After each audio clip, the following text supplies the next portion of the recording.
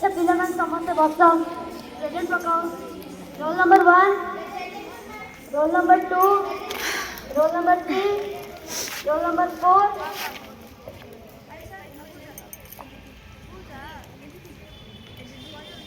दीदी दीदी नमस्कार दीदी अंजलि को टिके घर को नेबी। हठात कहीं कौन असुविधा लगे? नहीं दीदी एई ताकू सेमिति किछि नहीं। आपण मत किसी विचार चले बोले। अरे तू जाओ मैं एठी कुंडी पळिया ठिया आइछु काई की कौन है कौन आती है? नहीं दीदी एई ताकू पुआ घर वाले देखिबा को आसुचंती। कौन पुआ घर? आपण तार बाहागर करे तब चल ना कौन? कौन करबु दीदी बहुत कष्ट रे मो भौणी एई प्रस्तावटी आनिछि। पुआ घर मध्य बहुत संपत्ति अछि जेमिति हम अंजलि रो किछि असुविधा न हुए। जदि असुविधा हला ता पिठी रे किए पड़िबा कहला?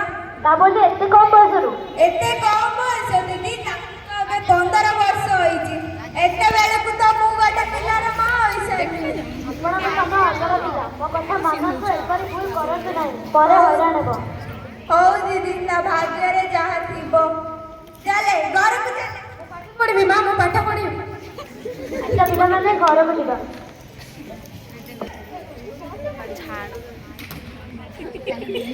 चले घर को चले एठी सुनु जा तमर अल्ली अली जिया कोन कहूची बाय बनी पाठ पढिबो। तुल्ली की जाऊ तो पाठ पढा। मु पाठ पढिबी मां मु पाठ पढि कोन हेबा को चाहूची मां। कोन आबू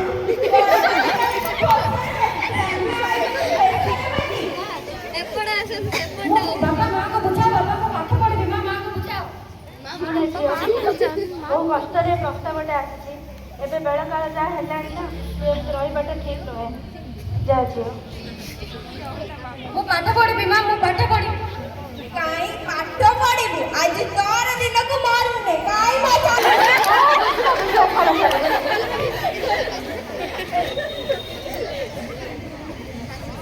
ओ तम मान को जहा इच्छा तो एटी झियर सासु घर को जाई। हां अंजलि को सेठी कोन देखिलो? सब ठीक ठाक अछि अंजलि को। सासु घर लोक कोन यौतुक कथा कहले कि? नाई अंजलि को सेମିତି କିଛି ନାହିଁ। ଆମ ଅଞ୍ଜଳିର କିଛି ଅସୁବିଧା ହେବନି ତ? ନାଇ अंजलि को କିଛି ହବନି। ହଉ ତା ଭାଗ୍ୟରେ ଯାହା ଥିବ। पुराण पछे ना आगे म्यूजिक डा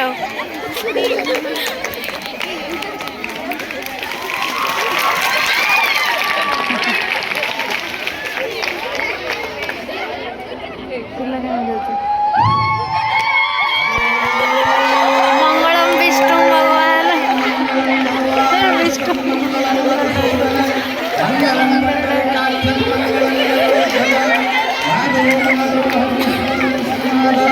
सर्वकार्येषु माधव स्वकल्याणं कल्याणं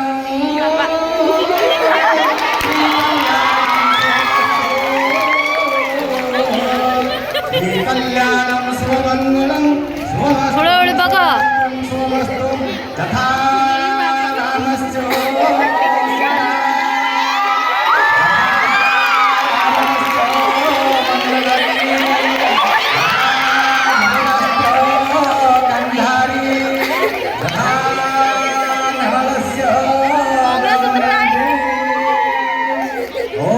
स्वमस्तु स्वमस्तु स्वमस्तु।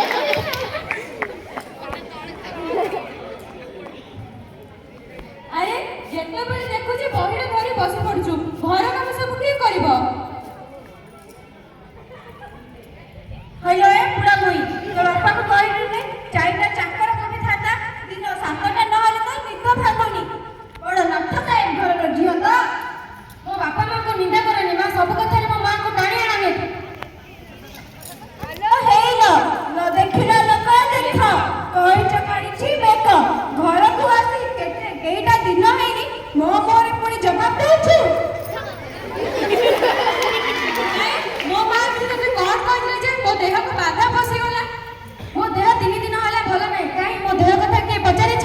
ମୁଁ ବହି ଧରି ବସି ପଡିଲି ବୋଲି ତମର ଏତେ ରାଗ? ତତେ କଣ ହଉଛି କି?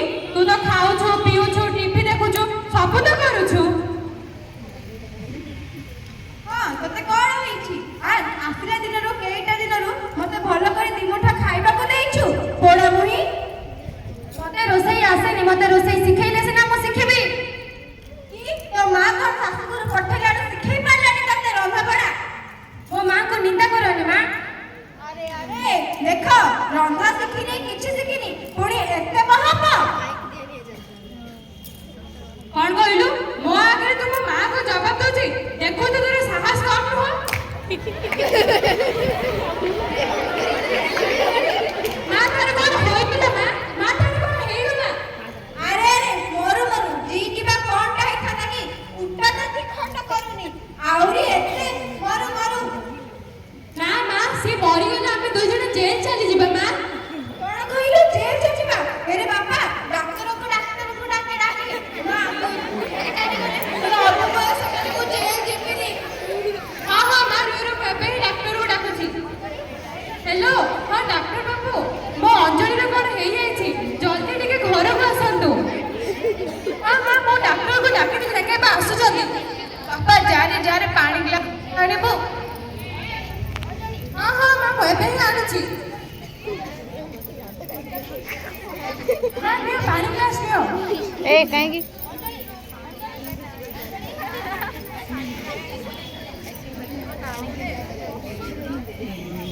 ଅଞ୍ଜଳି, ଅଞ୍ଜଳି ଅଞ୍ଜଳି କାହିଁ ଘରେ କେହି ନାହାନ୍ତି ନାହାନ୍ତି? ତ? ହଁ ବାପା ନମସ୍କାର। ମା ନମସ୍କାର। ଆମ ଅଞ୍ଜଳି କାହିଁ? ମା ଅଞ୍ଜଳିର ଦେହ ଭଲ ନାହିଁ। କଣ ହେଇଛି ଆମ ଅଞ୍ଜଳିର?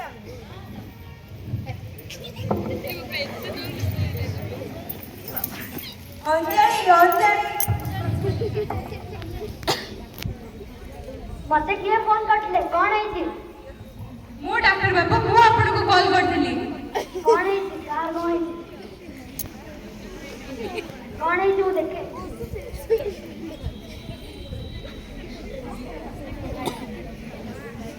ଆପଣ ମାନେ କିଏ? ମୁଁ ହଉଛି ତା ମା, ହଉଛନ୍ତି ତା ବାପା। ସେ ବର୍ତ୍ତମାନ ଗର୍ଭବତୀ ଅଛନ୍ତି। ଆପଣ ଏବେ କଣ କରୁଛନ୍ତି? ତା ଦେହରେ ରକ୍ତ ନାହିଁ। ଏବେ ମା ଓ ପିଲା 2ଙ୍କ ପ୍ରତି ବିପଦ ଅଛି। ସେ ବଞ୍ଚିବା କଷ୍ଟକର। ନାଇଁ ଡାକ୍ତର ବାବୁ, ଆମର ଭୁଲ ହେଇଯାଇଛି, କ୍ଷମା କରିଦିଅନ୍ତୁ। ଏବେ କ୍ଷମା ମାଗିଲେ କଣ ହବ? ସମୟ ବହୁତ କମିଗଲାଣି। ଦୟାକରି ଆମ ଅଞ୍ଜଳିକୁ ବଞ୍ଚାଇ ଦିଅନ୍ତୁ। ଏବେ ମା ଓ ପିଲା 2ଙ୍କ ପ୍ରତି ବିପଦ ଅଛି। ଆପଣମାନେ ଜାଣିନାହାନ୍ତି, ଝିଅକୁ 18 ବର୍ଷ ଏବଂ ପୁଅକୁ 21 ବର୍ଷ ଆଗରୁ ବାହା କରିବା ଆଇନଗତ ଅପରାଧ। ଏବେ ଛୁଆ ଓ ମା 2ଙ୍କ ପ୍ରତି ବିପଦ ଅଛି। ଆପଣ ସମସ୍ତମାନଙ୍କୁ ଅନୁରୋଧ କରାଯାଉଛି, ନିଜ ଝିଅକୁ ଜାଣି ଜାଣି ମରଣ ମୁହଁକୁ ଠେଲି ଦିଅନ୍ତୁ ନାହିଁ ଏବଂ ବାଲ୍ୟ ବିବାହ ବନ୍ଦ କରନ୍ତୁ। ଧନ୍ୟବାଦ।